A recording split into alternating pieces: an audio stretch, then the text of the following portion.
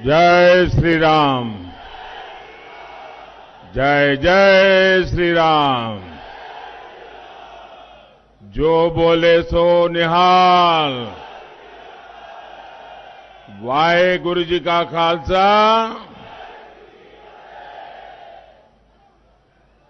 वाहेगुरु जी की फतेह के इस उद्घोष को लेकर हम ये फतेह रैली कर रहे हैं।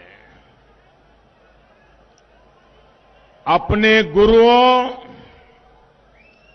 अपने संतों की वाणी पर चलकर ही हम 21वीं सदी का नवा पंजाब बनाएंगे।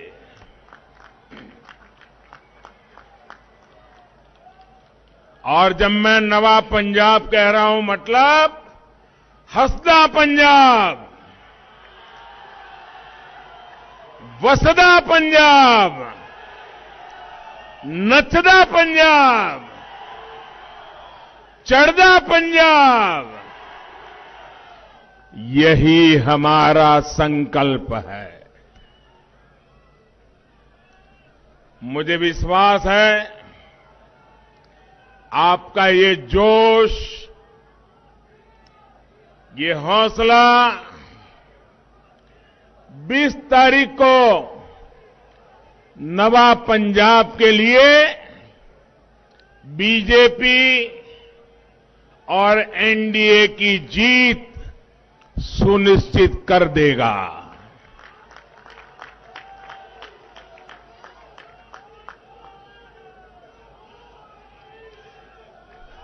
सरकार बनाएंगे ना, भाजपा की सरकार बनाएंगे ना, पूरा पक्का विश्वास है। आपका ये जो दमखम है ना, उसमें ही मुझे विजय नजर आ रहा है। साथियों, मैं पठानकोट की इस पवित्र धरती से मुक्तेश्वर महादेव मंदिर और अमृतसर के दुर्गियाना माता मंदिर का प्रणाम करता हूं। ये धरती हरमंदिर साहब और करतारपुर साहब की भी धरती है। इस पवित्र धरती से मैं सभी गुरुओं को श्रद्धापूर्वक नमन करता हूं। आज संत रविदास जी की भी जयंती है। यहां आने से पहले मैं दिल्ली में गुरु रविदास विश्राम धाम मंदिर जाकर आया हूं, आशीर्वाद लेकर के आया हूं। पंजाब से भी बड़ी संख्या में हमारे साथी लाखों श्रद्धालु उनकी जन्मस्थली बनारस गए हुए हैं। यहां से जो यात्री और देश भर से यात्री आज जो बनारस आए हैं, उनकी सहूलियत के लिए जितना कुछ कर सकता हूं, मैंने और योगी जी की सरकार ने करने का प्रयास किया है। यहां के मेरे सभी साथियों की सहूलियत के लिए रेलवे ने 2 विशेष ट्रेन भी चलाई है। और बनारस के सांसद के नाते ये मेरी जिम्मेवारी बनती है कि जब आप मेरे मेहमान बने हो तो मुझसे हो सके उतना श्रद्धालुओं की सेवा करो, बनारस में उनको कोई तकलीफ न हो, उनकी जरूरी सुविधाएं मिले। ये मेरा सौभाग्य है कि काशी में संत रविदास मंदिर परिसर में हमने बहुत बड़ा भव्य लंगर हॉल श्रद्धालुओं को अर्पित किया। मैं आप सभी को और बनारस गए श्रद्धालुओं को भी संत रविदास जयंती की अनेक अनेक शुभकामनाएं देता हूं। मेरा ऐसा सौभाग्य है कि जब यहां मंच पर आ रहा था तो मुझे वाल्मीकि समाज के सभी प्रमुख लोगों ने पवित्र माला पहना करके मुझे आशीर्वाद दिए।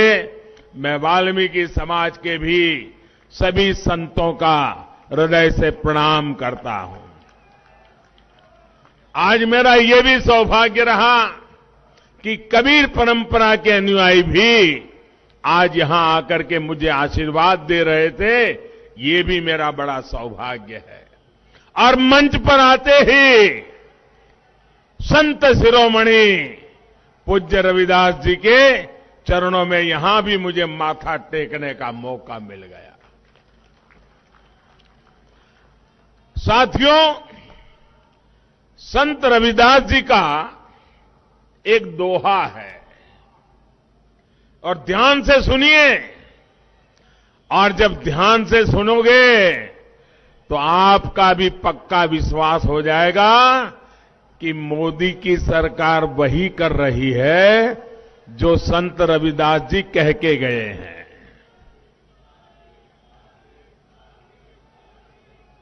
संत रविदास जी ने अपने दोहे में क्या कहा है? और उन्होंने ऐसा चाहूं, संत रविदास जी ने कहा है, ऐसा चाहूं राज में, ऐसा चाहूं राज में, मिले सबन को अन्न, छोट बड़ो सब सम बसे, छोट बड़ो सब सम बसे, रविदास रहे प्रसन्न। संत शिरोमणि पूज्य रविदास जी ने क्या कहा था? उन्होंने कहा था, मैं एक ऐसा राजा चाहता हूं। देखिए, रविदास जी ने कहा है, मैं एक ऐसा राजा चाहता हूं जिससे राज्य में सभी को अन्न मिले, हर कोई एक समान समरस होकर रहे, और जब ऐसा होगा तो स्वाभाविक रूप से रविदास जी प्रसन्न होंगे ही। ये संत रविदास जी ने कहा है। साथियों, सबका साथ सबका विकास के मंत्र, उस मंत्र को लेकर के चल रही भाजपा का आदर्श भी संत रविदास जी के शब्दों से प्रेरणा लेकर के हम आगे बढ़ते हैं। और इसलिए हमारी सरकार के लिए गरीब का कल्याण सर्वोपरि है। आप देखिए, पूरी दुनिया में एक ऐसी महामारी आई है, ऐसी महामारी आई है, 100 साल में कभी ऐसी महामारी नहीं आई और पूरी दुनिया में फैली है। लेकिन भाजपा सरकार ने संत रविदास जी की इस भावना को प्राथमिकता दी। मिले सबको अन्न। दुनिया के बड़े बड़े देशों में आज कोरोना की वजह से गरीब को हर तरह की दिक्कत आ रही है, खाने पीने की समस्या हो रही है। लेकिन इतने बड़े संकट में, 100 साल की सबसे बड़ी महामारी में, इस काल में भारत करोड़ों देशवासियों को मुफ्त में राशन उपलब्ध करा रहा है।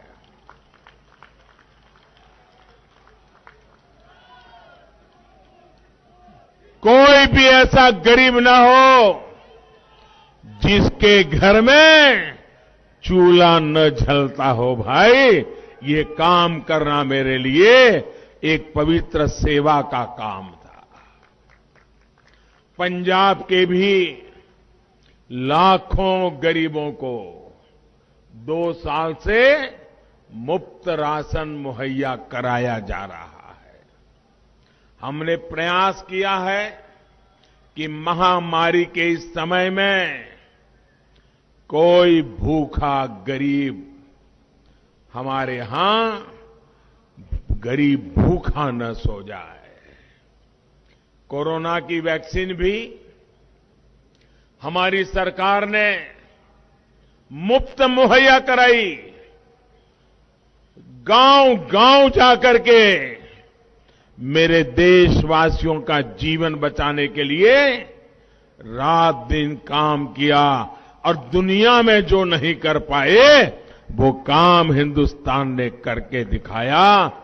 करीब करीब 95% से ज्यादा लोगों को पहला डोज तो लग ही चुका है और दूसरा डोज भी करीब करीब सबको लगने की दिशा में तेज गति से काम हो रहा है।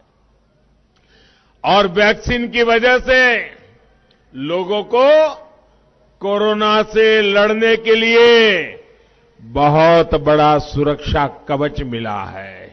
भाइयों बहनों, आप सबने वैक्सीन लगवाई है ना? मुझे बताइए, वैक्सीन लगवाई है ना? आपको एक नए पैसे का खर्चा हुआ है क्या? आपको कोई दिक्कत हुई है क्या? मुझे बताइए, ऐसे संकट के समय ये पवित्र काम मुझे करना चाहिए था कि नहीं करना चाहिए था? देशवासियों को वैक्सीन लगनी चाहिए थी कि नहीं लगनी चाहिए थी?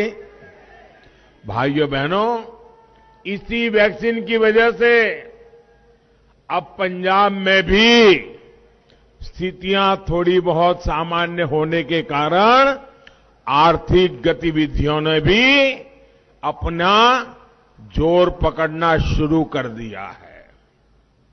साथियों, पठानकोट में मैं अभी देख रहा था, कई परिवारों से मैं हाथ उठा करके सबको नमस्ते कर रहा था। सारे पुराने लोगों के चेहरे आज मेरे सामने थे। एक साधारण कार्यकर्ता के रूप में कभी 2 व्हीलर पर आता था, कभी रेल के डिब्बे से यात्रा करके पहुंचता था और आपके पठानकोट आता था। कभी जम्मू से दिल्ली जाता था तो रात को ट्रेन स्टेशन पे ये पठानकोट के अनेक परिवार मेरे लिए खाना लेकर के आते थे, मुझे टिफिन का डब्बा पहुंचाते थे। ऐसा जीवन का महत्वपूर्ण समय मैंने आप लोगों के बीच में बताया है।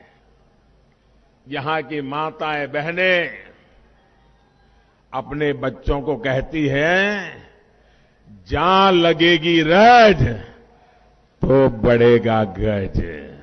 याद है ना? इस हमारे माझा इलाके में हम सुनते हैं।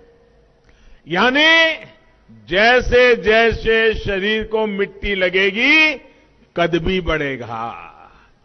माझा की इस मिट्टी ने मुझे मां जैसा प्यार दिया है, मां जैसा स्नेह दिया है। लेकिन जिस तरह से मुझे और भाजपा को जरा सुनना पड़ेगा, आज आपके घर में आया हूं, बताऊं ना? कोई कड़वी बात बताऊंगा तो बुरा नहीं लगेगा ना? ऐसा नहीं, जोर से बताइए। थोड़ा कड़वी बात बताऊं तो बुरा नहीं लगेगा ना? पक्का नहीं लगेगा ना? तो बता दो, बता दो। अब देखिए, आपके बीच में मैं इतने साल रहा, आपकी रोटी खा करके मैं बढ़ा, लेकिन जिस तरह से मुझे और भाजपा को हिंदुस्तान के अनेक राज्यों में सेवा करने का अवसर मिला, वैसा अवसर मुझे पंजाब की सेवा करने का नहीं मिला है।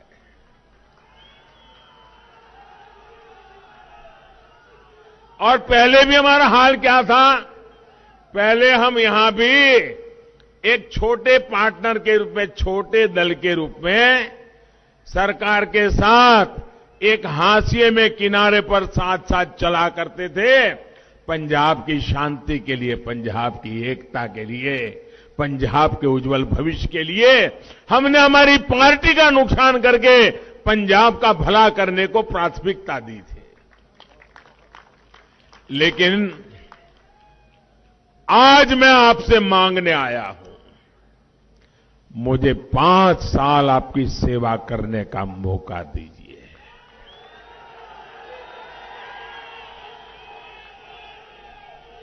मैं आपको भरोसा देता हूं, किसानी, व्यापार, इंडस्ट्री नो लाहेबंद बनाया जाएगा। गरीबां ते मजदूरां नू उन्हां दे एक दिते जाणगे। पंजाब नू महफूज ते चढ़दी कलावा बीच रखावे। साथियों, जनता जब भाजपा को मौका देती है, फिर न जनता हमारा हाथ छोड़ती है, न जनता हमारा साथ छोड़ती है, और न हम जनता की सेवा का काम छोड़ते हैं। हम इतने राज्यों को जहां जहां हमको सेवा करने का मौका मिला है, जरा देख लीजिए, विकास का जो सिलसिला भाजपा की सरकार में शुरू होता है, जनता भी ऐसा साथ देती है कि कभी विकास का काम रुकता नहीं है। एक और बात भी आपने देश भर में देखी होगी, जहां एक बार भाजपा के पैर जम जाते हैं, वहां दिल्ली में बैठकर रिमोट कंट्रोल से सरकार चलाने वाले परिवार की छुट्टी हो जाती है। मतलब जहां विकास आया, जहां विकास पहुंचा, वहां वंशवाद का हुआ सफाया। जहां शांति और सुरक्षा आई, वहां तुष्टीकरण और भ्रष्टाचार की विदाई। यही विदाई इस बार पंजाब में देनी है। भाजपा के विकास, पंजाब के विकास के साथ नवा पंजाब के लिए मेहनत करने में कोई कसर भारतीय जनता पार्टी नहीं छोड़ेगी, ये मैं आपसे वायदा करने आया हूं।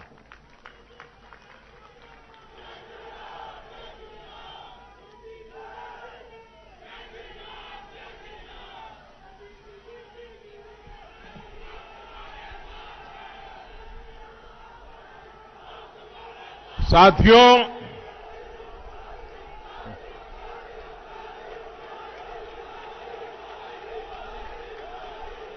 आपका प्यार मेरे सर आंखों पर, दोस्तों, आपका प्यार मेरे सर आंखों पर।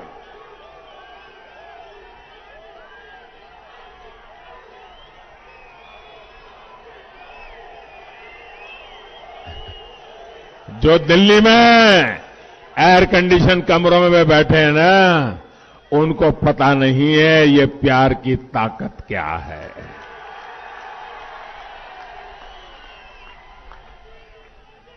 पठानकोट और मांझा की ये धरती वीरों की धरती है, वीरों की धरती है। यहां घर घर से नौजवान देश की सुरक्षा के लिए सीमाओं पर सेवा दे रहे हैं। इसी मांझा से गुरुओं ने सिख धर्म को भी विस्तार दिया था। लेकिन सरकार अगर संस्कारों के खिलाफ चलने वालों की हो तो वो विरासत और पहचान दोनों को मिटाने के लिए लग जाती है। कांग्रेस ने पंजाब और देश की शान के खिलाफ क्या क्या कुकृत्य नहीं किए। इसी पठानकोट पर जब पाकिस्तानी आतंकियों ने हमला किया था तब देश उस संवेदनशील मौके पर एकजुट था। लेकिन कांग्रेस पार्टी के नेता क्या कर रहे थे, आप मुझे बताइए, जरा आप मुझे जवाब दीजिए। इन लोगों ने सैन्य के शौर्य के खिलाफ सवाल उठाए थे कि नहीं उठाए थे? हमारी सेना पर शक किया था कि नहीं किया था? मेरी इस धरती के लालों पर शक किया था कि नहीं किया था? इन्होंने शहीदों की शहादत पर कीचड़ उछालने का पाप किया था कि नहीं किया था? और आप देखिए पुलवामा के हमले की बरसी पर भी ये कांग्रेस के लोग अपनी पाप लीला को बंद नहीं कर पाए, बाज नहीं आ रहे हैं। वो हमारी सेना की बहादुरी को फिर से सबूत मांगने लग गए हैं। मैं वीर जवानों को और पूर्व सैनिकों का आभार व्यक्त करता हूं कि उन्होंने मुंह तोड़ जवाब देकर के कांग्रेस ने मुंह पर ताले लगा लेने की कोशिश की है। अब आप लोग ये तय करिए, क्या पंजाब जैसे सीमावर्ती और संवेदनशील राज्य की सुरक्षा ऐसे लोगों के हाथ में हम दे सकते हैं क्या? ऐसे लोग आपको सुरक्षा दे सकते हैं क्या? ऐसे लोग आपका भला कर सकते हैं क्या? ये आपकी चिंता कभी कर सकते हैं क्या? अगर इन्हें फिर से मौका मिल गया तो ये पंजाब की सुरक्षा को खतरे में डालने से पीछे नहीं हटेंगे।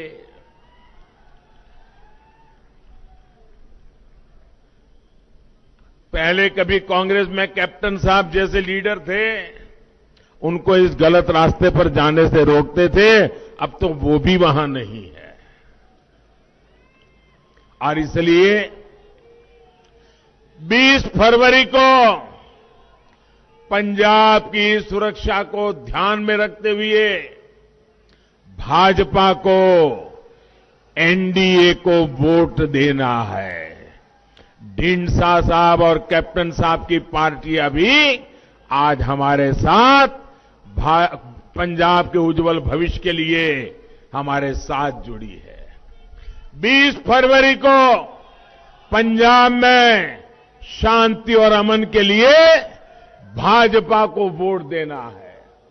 20 फरवरी को पंजाब के विकास के लिए भाजपा को वोट देना है। साथियों, देश की सुरक्षा को मजबूत करने के लिए हमारी सरकार सेनाओं का लगातार आधुनिकीकरण कर रही है। जब सैनिक के पास आधुनिक साजो सामान होता है तो उसकी अपनी सुरक्षा भी बढ़ती है। भाजपा सरकार सेना में महिलाओं को नए अवसर दे रही है।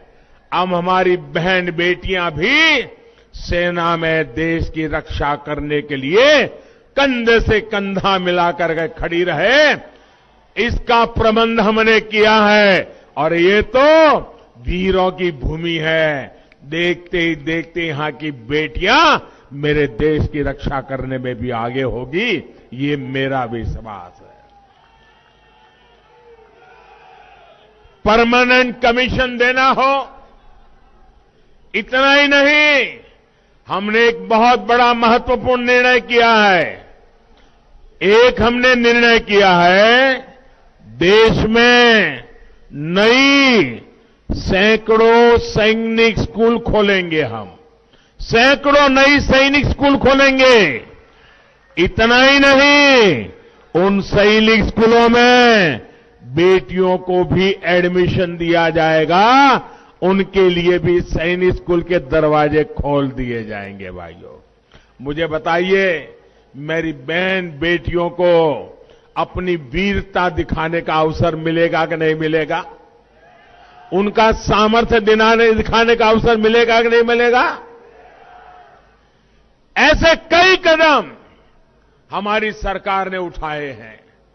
सीमावर्ती इलाकों में हमने जो सीमावर्ती स्कूलें हैं और जो अच्छी स्कूलें हैं, वहां पर स्कूलों में एनसीसी का विस्तार करने का निर्णय किया है।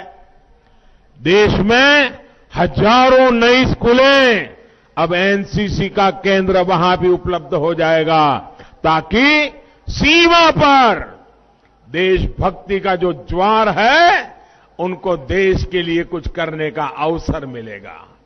और भाइयों बहनों, इस बजट में आपने देखा होगा, आप तो सीमा के बिल्कुल पास में है। इस बजट में हमने बड़ा महत्वपूर्ण निर्णय किया है और इसका बहुत लाभ मेरे पंजाब के गांवों को मिलने वाला है। हमने बजट में, और ये खोखले वादे नहीं है, बड़ी बड़ी बातें नहीं है, बजट में प्रावधान कर दिया गया है। क्या? सीमावर्ती गांवों में एक वाइब्रेंट विलेज योजना लागू की जाएगी और जो हमारे सीमा के गांव है, उनको विशेष सुविधाएं दी जाएगी। वहां पर इंफ्रास्ट्रक्चर बनाया जाएगा, वहां स्किल डेवलपमेंट के लिए काम होगा, वहां टूरिज्म डेवलप किया जाएगा, वहां पर उद्योगों को काम दिया जाएगा। एक नया पूरा सीमा क्षेत्र को बल देने का काम हम करने वाले हैं। साथियों, हम पंजाब को पंजाबियत की नजर से देखते हैं।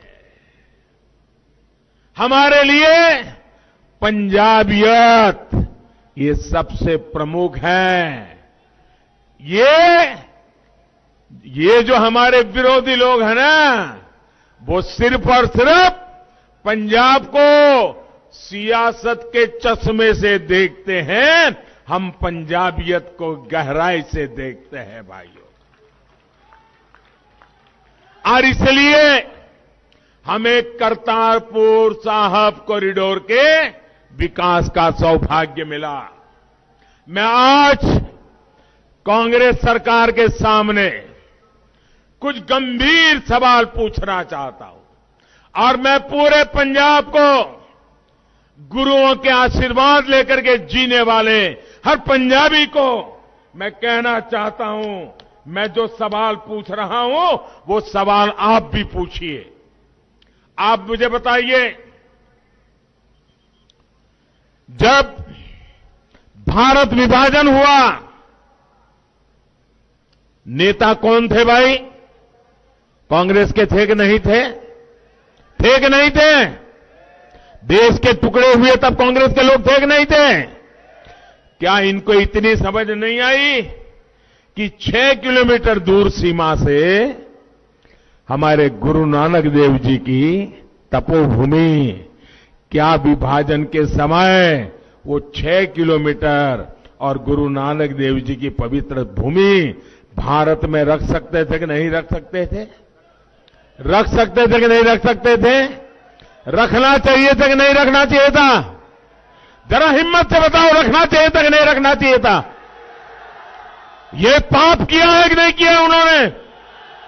हमारी भावनाओं को कुचला है कि नहीं कुचला है? दूसरी घटना, 65 की लड़ाई हुई, भारत की सेना लाहौर में झंडा फरकाने की ताकत के साथ आगे बढ़ रही थी। बढ़ रही थी कि नहीं बढ़ रही थी? बढ़ रही थी कि नहीं बढ़ रही थी? अगर 65 की लड़ाई में थोड़ा 2 कदम आगे जाते तो गुरु नानक देव जी की तपोभूमि हमारे पास होती कि नहीं होती? होती कि नहीं होती?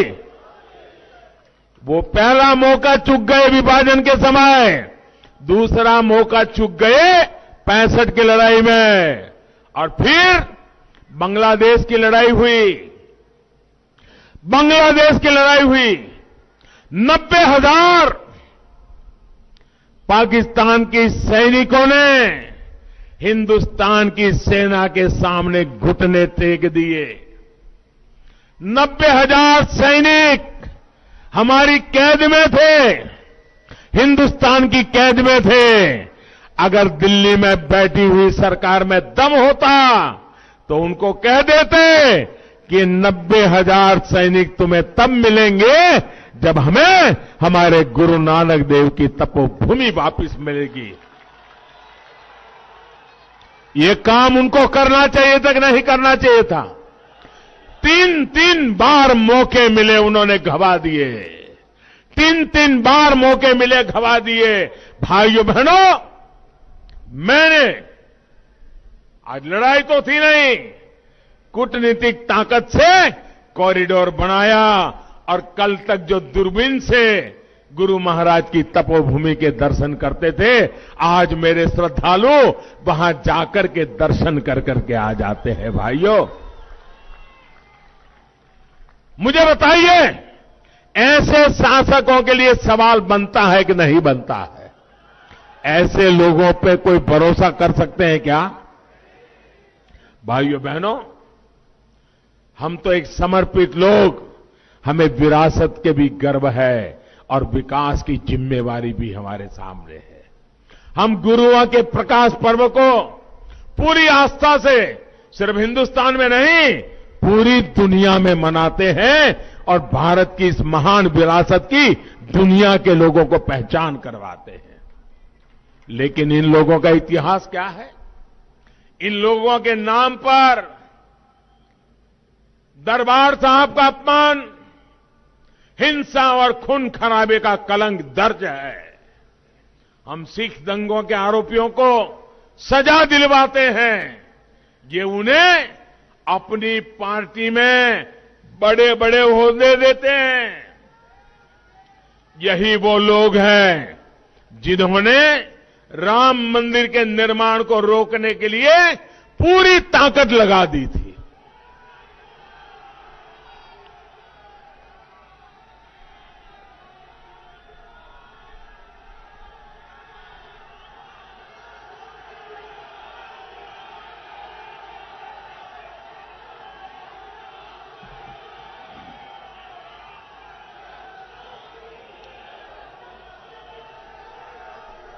काशी विश्वनाथ धाम बना तो उस पुण्य काम भी, उसका भी ये लोग विरोध करते रहे।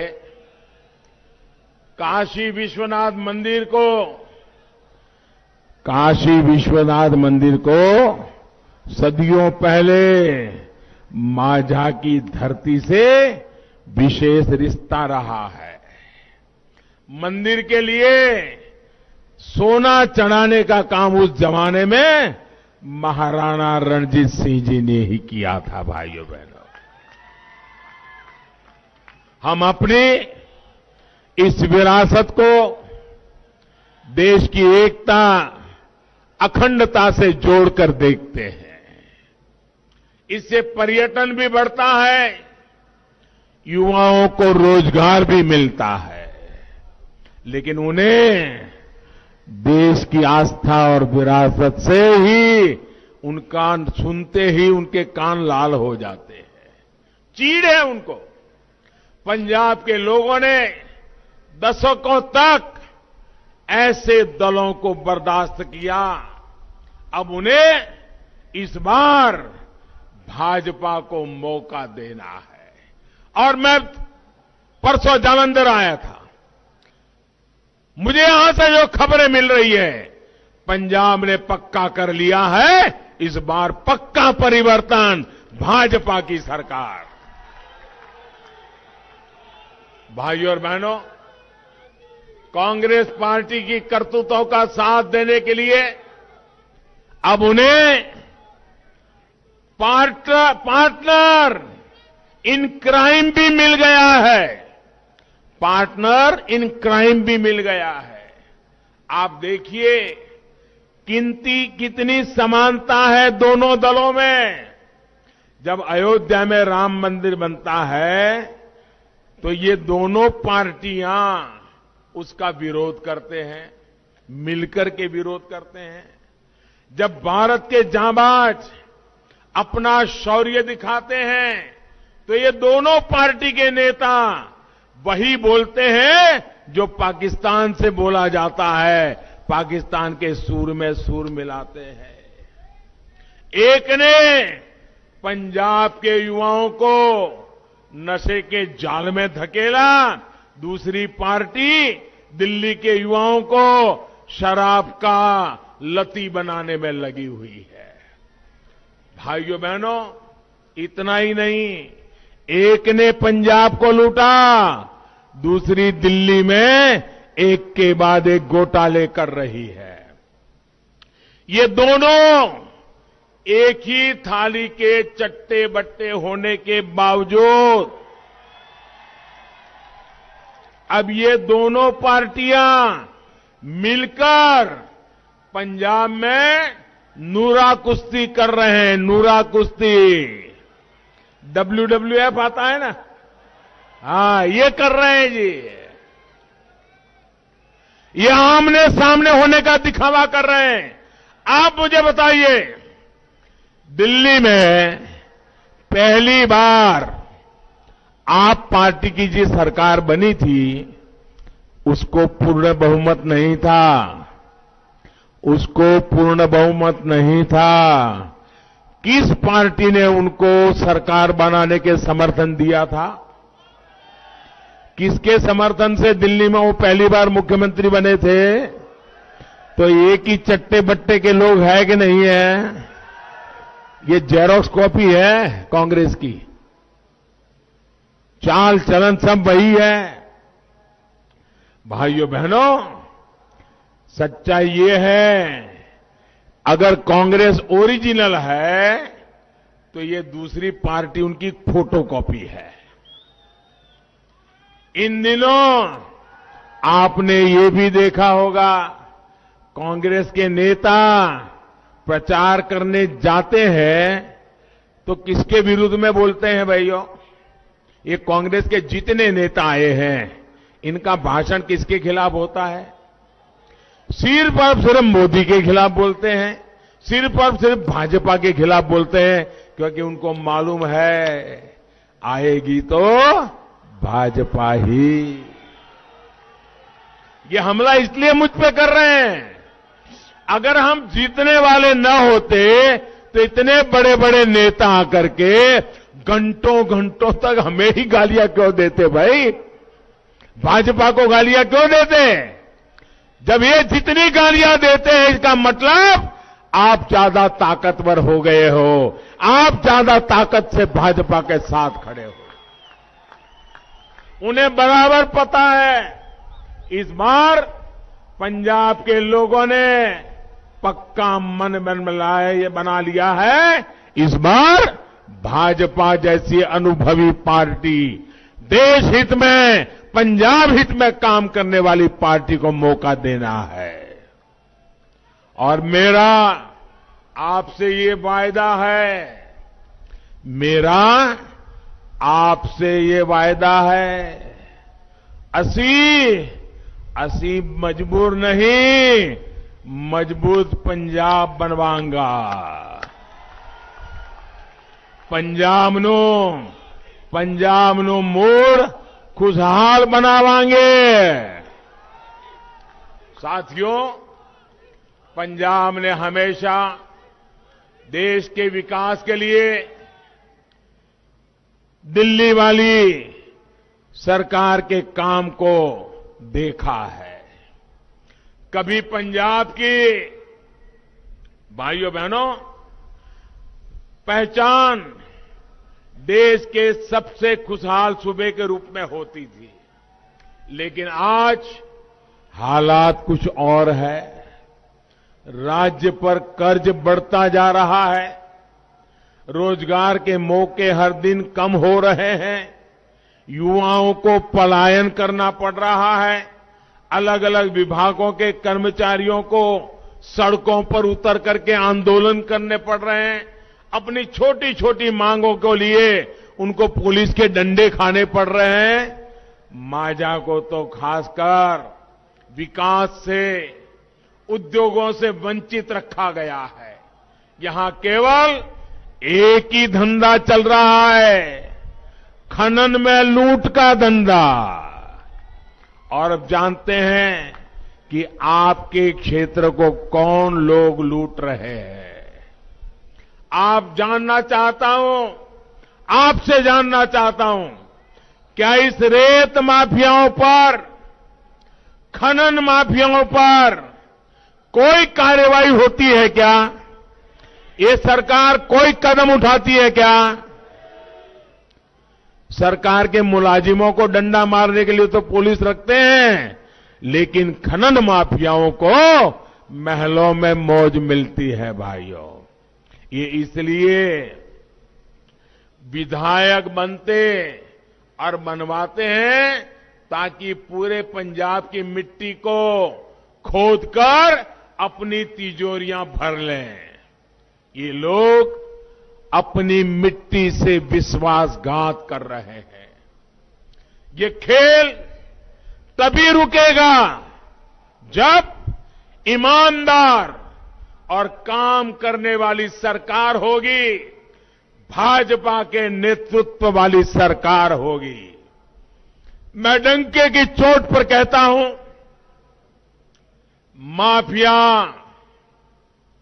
माफिया पंजाब छोड़ेगा। और इसलिए मैं कहता हूं, माफिया पंजाब छड़ेगा, पंजाब का नौजवान नहीं। भाइयों बहनों, अभी पंजाब में डबल इंजन की सरकार तो नहीं है, अभी केवल केंद्र सरकार का इंजन काम कर रहा है। इन परिस्थितियों में भी हमने पंजाब में नए हाईवेज बनाए, एक्सप्रेसवेज बनाने की बात हो, यहां उद्योगों को बढ़ावा देने का पूरा प्रयास हो। दिल्ली कटरा एक्सप्रेसवे पंजाब होकर के गुजर रहा है। इससे पंजाब के विकास की गति को और गति मिलेगी, लोगों को सुविधा भी मिलेगी, नए उद्योगों के लिए पंजाब में रास्ते खुलेंगे। पंजाब में जो सामान बनता है उसकी सप्लाई बढ़ाने के लिए भी हम लुधियाना, पश्चिम बंगाल, ईस्टर्न फ्रेट कॉरिडोर उसको भी बनवा रहे हैं भाइयों। एयरवेज के मामले में भी पंजाब पीछे न रहे, इसके लिए मोहाली में इंटरनेशनल एयरपोर्ट के साथ साथ में और एयरपोर्ट पर भी काम किया जा रहा है। पंजाब के हर नागरिक की सोच के लिए, उसकी सेवा के लिए, बीमारी में उसको दिल्ली तक दौड़ना न पड़े, इसलिए एम्स का काम आपकी आंखों के सामने है। पीजीआई सैटेलाइट सेंटर भी केंद्र सरकार ने दिया है। हम पंजाब में मैन्युफैक्चरिंग बढ़े, यहां के युवाओं को रोजगार मिले, इसके लिए भी काम कर रहे हैं। हमने पंजाब के किसानों के लिए कपूरथला, फजीलका और लुधियाना में 3 फूड पार्क भी बनाए हैं। आज पंजाब के किसानों की फसल की एमएसपी पर रिकॉर्ड खरीदी हो रही है। जितना पैसा भाजपा सरकार ने सीधे पंजाब के किसानों के बैंक खातों में भेजा है, वो पहले कभी नहीं किसी ने भेजा नहीं है। भाइयों, साथियों, हमारे पास पंजाब के विकास के लिए नवा पंजाब का एक विजन है। पठानकोट जैसे बॉर्डर इलाके के विकास के लिए बॉर्डर एरिया डेवलपमेंट अथॉरिटी का गठन होगा। पंजाब के विकास के लिए इंफ्रास्ट्रक्चर पर अभूतपूर्व खर्च होगा। ये हमारे लिए केवल घोषणाएं नहीं है, ये पंजाब के लिए हमारा दृढ़ संकल्प है और हम संकल्प को प्रकल्प में बदलते हैं और प्रकल्प को हम परिवर्तन लाने का एक साधन बना करके सिद्धि तक पहुंचने वाले लोग हैं। इसलिए इस 20 फरवरी को, अब दिन ज्यादा बाकी नहीं है, 20 फरवरी को बीजेपी को, एनडीओ को मौका अवश्य दीजिएगा। इस बार पंजाब के सपनों को मौका दीजिए, नवा पंजाब को मौका दीजिए। इसी अनुरोध के साथ आप सभी को एक बार संत रविदास जयंती की अनेक अनेक बधाई, अनेक अनेक शुभकामनाएं। मेरे साथ बोलिए भारत माता की। दोनों मुट्ठी बंद करके पूरी ताकत से बोलिए भारत माता की, भारत माता की। मैं सभी इस चुनाव के जो उम्मीदवार हैं उनसे मेरी रिक्वेस्ट है कि जरा आगे आ जाए। जो चुनाव लड़ रहे हैं वो आगे आ जाए, जो उम्मीदवार है। भारत माता की, भारत माता की, भारत माता की। बहुत बहुत धन्यवाद। अरे वो खड़े रहो।